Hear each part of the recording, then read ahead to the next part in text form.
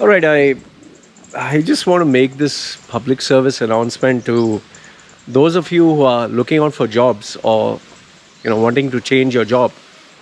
Um, See, I get plenty of inquiries. Okay, I get a lot of people with inquiries about, okay, how much is your service? Okay, what do you think of my CV? Now, not everyone becomes my client. If you're my client, you know my work. But the people who don't become my clients, the thing is, I have a family to look after. I have my expenses. So obviously, even if you're a good person, even if your heart is in the right place, I can't do the work for free because I need to feed my family. Okay, and yes, I'm also selfish because I want to make money. Just as you wouldn't work for free. I mean, and charity is how much you can afford, you give charity. So I thought I'll make this video as to share the most important tip, the most important thing that most unemployed people or people who are wanting to change their job don't realize. Okay, now you need to understand that just as there were phases and there were fads and there were changes to the way the world was, even communication has changed in the same way.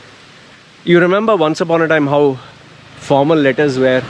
You had to put the date, you had to put to and the address, then you had to put from and the address, and then you had to put dear sir, subject, and then you had to put introduction, and then you had to put a paragraph, and then you had to put a concluding paragraph, and then yours truly, and sign, and below that enclose CC. And now that is outdated. Nobody writes letters like that. Before, the CVs were, it was called biodata, or they were, they would put a photo like this, and they would put objectives, and they would put objective, and then a summary, and then work experience. And every company you would put, okay, I did 1 2 3 4 5 6 7 8 9 10, and then I worked for this previous company 1 2 3 4 5 6 7 8 9 10, and they would go all the way to from the time they graduated college, and then college they would give schooling and then personal details. I'm talking of the Middle East and the Asian format. What has happened is that evolved over the period of time.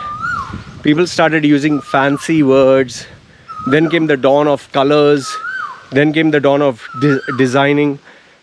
Then people started giving their CVs to internet templates. Then people started giving graphic designers. Then very soon a CV became like a brochure. And people tried lots of creative stuff. I remember I've seen a box CV. It came in a wooden box.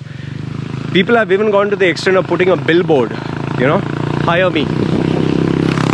So then you have had people who did creative stuff like making videos, like a trailer, you should hire me because, and they were walking and showing the background and talking like a movie.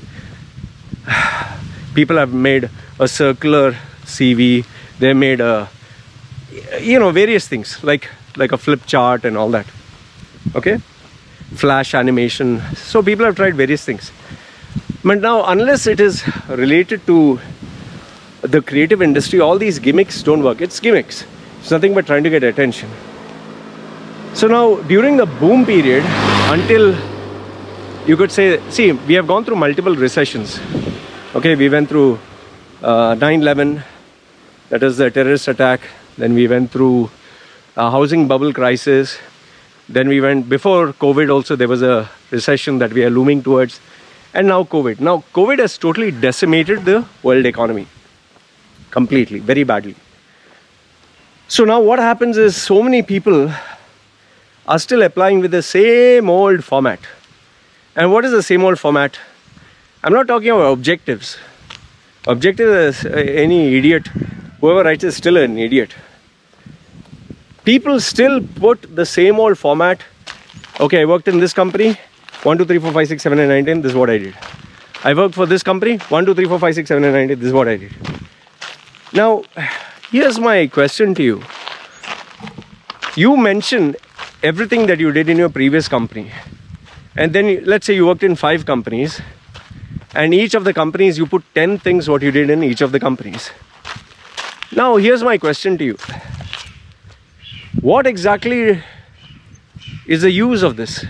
What are you trying to do?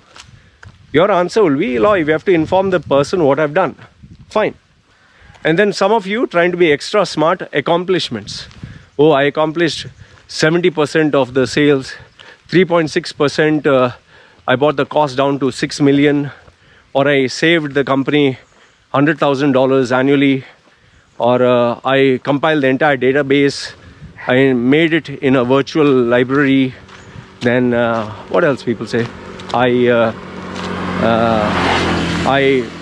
Because of my activities, I contributed 4% of the revenue, generating around 1 million or whatever. Fine. Almost everyone puts all this. But the question is, then why aren't you without a job? Your answer will be, Loy, because the market is in a recession. Then my next question to you is, then why is it some others are getting a job? Then you'll say, Loy, he was the right guy, the right place at the right time. Here's his luck. Then it's all about luck, right? Then why you even bothered with the CV? Just go and try your luck, no? See, we have a problem with our thinking. Sometimes we are our own worst enemy.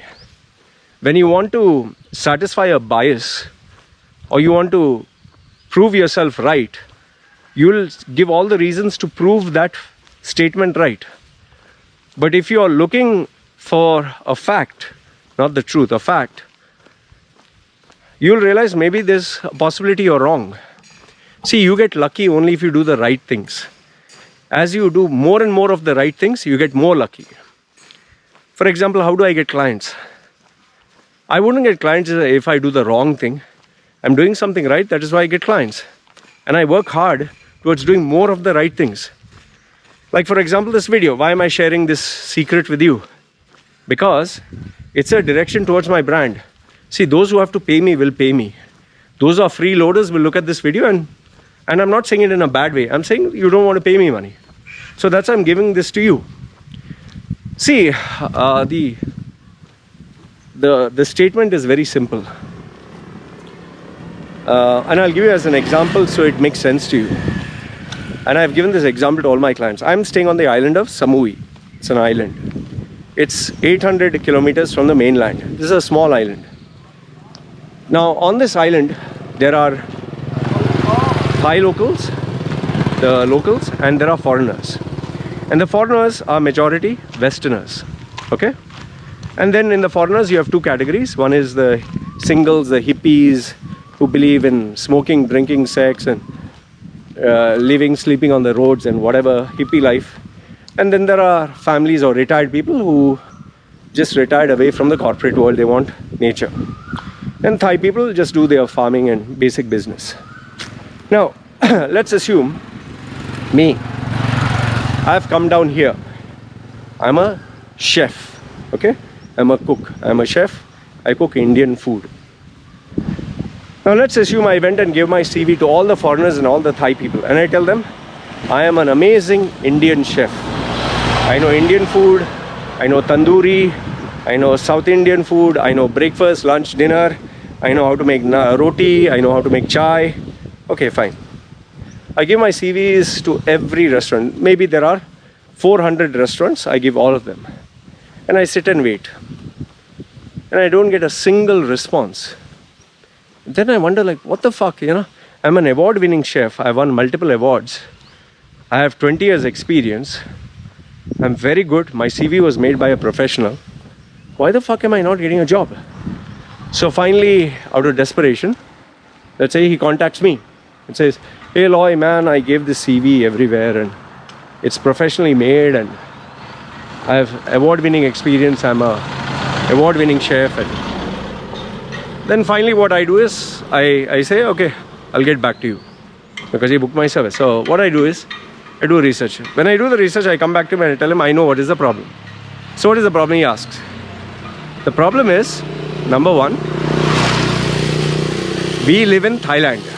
Okay, we live in Thailand, and that too, an island which is 800 kilometers away from the mainland. On this island are only foreigners and Thai people. And the foreigners, like I told you, half AP, half family and retired, and Thai people. Now when any tourist comes down here, a tourist comes to here, when he comes here, let's say he's Australian, American or whatever, he comes here to have different cuisines. Like he'll eat American food, Italian food, Japanese food, or most importantly, a person comes to Thailand to eat Thai food. There is no foreigner on this planet who comes to Thailand hoping to eat Indian food. Just as there is no foreigner who goes to India to eat Japanese food. When you go to that country, you like to taste the delicacies of that country. And maybe if you're a long-term citizen, long-term, expat, you'd want to eat your homemade food. So Americans like to eat American style food, Australians, Australian, Irish, Irish, Italian, Italian. The problem is the Indian population here is non-existent. There's hardly any Indian. Okay, maybe you would see, maybe there's one or two. And that also, in my 4-5 years that I've been here, I found only one person. Okay. So now the question begets. Award-winning Indian chef, Indian cooking, Indian experience, but then you don't have any Indian vacancy. You don't have any Indian restaurant. There are Indian restaurants, but they're run by Nepali. There are no Indian restaurants. They don't have any Indian vacancy. So now what do? So this is where common sense comes into play. You cannot give a CV stating, I worked in Taj Mahal Indian restaurant, I worked in Oberoi's 5-star Indian hotel, I got Indian knowledge, I prepare Indian food. Nobody wants this. So then you need to rebrand. This is where rebrand comes into play. And how you need to rebrand? You need to give the market what the market wants. So you need to figure out what the market wants and you need to exactly give that to them. Now, am I encouraging you to lie on your CV and say, for example, you are the chef. Oh, I'm an Italian chef. I'm a continental chef. I'm an Arab chef. No. I'm not saying that. If you lie, you'll get caught. Rather, you need to state what the market wants and how you add value to it. And when you're able to do that, to add value to what they want by stating the skills related to that skill, related to that demand or need, that is where you get employed. And that is exactly how I've been able to help the clients who come to me. Whether they are engineers, whether they are cabin crew, whether they are artists, singers, models, even sales managers or of different products or services, marketing guys, college students. Because I identify what is their forte, research what the market wants, find out where there are the specific vacancies, figure out, does this match? Is this what you can do? Is this what you can deliver? If yes, then the profile is created. And that is why each and every profile, each and every document is customized to the person's requirements. Otherwise, can't do it. And I'll tell you, and I've always told you this, it's not your photograph, it's not the color on the CV, it's not the impressive big words, it's pure content. Nothing but content and truthful content. What you can deliver, what you can, what you can do independently, and most importantly, what the need of the employer is. If you can deliver all this, trust me, there will never be a day where you'll be without a job. And if you have any doubts, remember this much. For 10 years that I stayed in UAE with these tattoos, out of the 40 years, 10 years I stayed with these tattoos.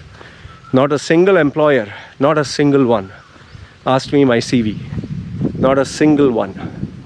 Not a single guy who gave me a contract, who paid me as a freelancer.